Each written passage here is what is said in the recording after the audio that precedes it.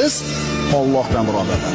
Hunarimizdan emas, otamizdan emas, ishxonamizdan emas, shepdan emas. Kimdan? Allohdan. Sen tirikmisan?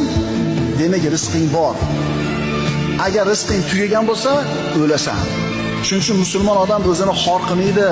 Rizq topaman deb, shepga, oshnasiga, qo'shnisiga. Meni rizqim Allohning qo'lida.